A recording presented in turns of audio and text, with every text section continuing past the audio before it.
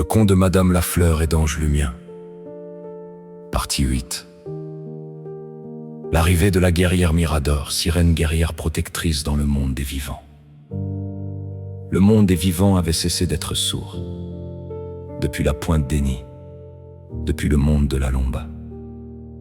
La voix de Madame Lafleur et le chant d'Ange Lumien réveillaient ce qu'on avait enterré. Mais réveiller, c'est aussi attirer ce qui dort dans l'ombre. Les blessures anciennes se rouvraient. Les voix qu'on avait fait taire se souvenaient de crier. Et là où la lumière grandit, la peur envoie ses guerriers.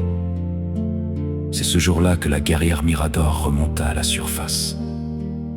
Madame Lafleur et Ange Lumien marchaient au bord de l'estuaire, là où l'eau douce rencontre l'océan.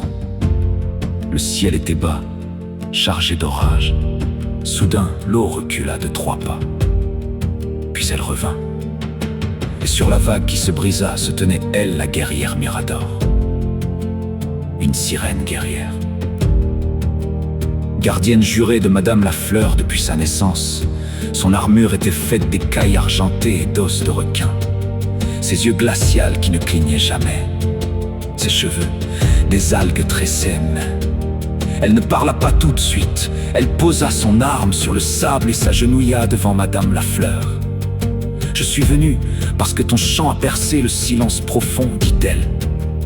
Et là où tu chantes, ils envoient leurs lames. » Ange Lumien s'avança, méfiante. « Tu viens pour combattre à sa place. » La guerrière Mirador secoua la tête. « Je ne combats pas à sa place. Je combats pour que personne ne la fasse taire avant qu'elle n'ait fini de chanter. » Elle se tourna vers Madame Lafleur. « Tu es la racine. Si on te coupe, tout s'écroule, moi. Je suis le mur. Je suis la lame qui se lève avant que la tienne ne saigne. » Elle posa sa main sur le cœur de Madame Lafleur.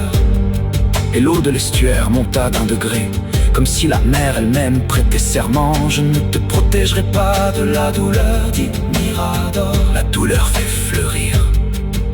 Je te protégerai de ceux qui veulent t'éteindre avant que tu n'aies fini de brûler et de partager ton amour à ceux qui le méritent. » La guerrière Mirador ne resta pas dans la mer. Elle marcha sur la terre comme si elle y était née. C'est pas laisser des traces d'écume qui ne s'effaçaient pas. Là où elle passait, les hommes qui levaient la main sur une femme baissaient les yeux. Les voix qui voulaient réduire Madame Lafleur au silence s'enrouaient d'elles-mêmes, car Mirador ne menaçait pas. Sa seule présence rappelait: touche à la racine et tu affrontes les vagues glaciales. Ange Lumien compris, tu n'es pas venu pour faire la guerre, dit-elle. Tu es venu pour que la paix ait une chance de naître. Exact, répondit Mirador. Un chant ne vit que si on lui laisse le temps de finir. Le ciel se fondit, la pluie tomba, chaude comme des larmes, et l'estuaire répéta 3 fois les noms de douceur. Madame Lafleur, la fée, miroir, Ange Lumien, moralité. Et le ciel répéta encore 3 fois les noms guerriers. La fleur rare des profondeurs, Ange Gaïatel et guerrière dorée. Chaque femme qui ose élever la voix a besoin d'un mur derrière elle. Mais le mur ne chante pas à sa place. Il veille pour que sa voix ait le temps de porter loin. Bandits marchent au rythme de tes ancêtres, car ils ont vécu avant nous. À suivre.